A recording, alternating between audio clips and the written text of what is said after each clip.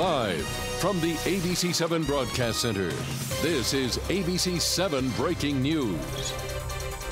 And the breaking news comes from Hyattsville, where a huge water main break has flooded Rhode Island Avenue. Now, this is all happening at the intersection with Crittenden Street, with traffic now shut down for the entire intersection. Diane Cho joins us live from the scene with the very latest. Diane, what can you tell us?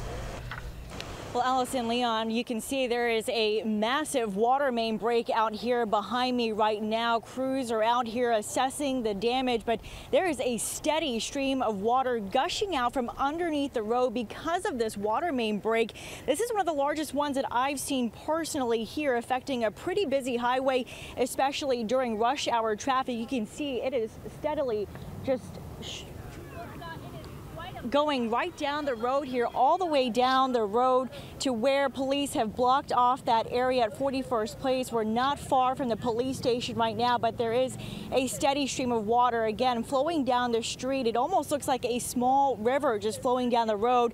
There are a lot of people in the area just standing around watching, who live and work close by.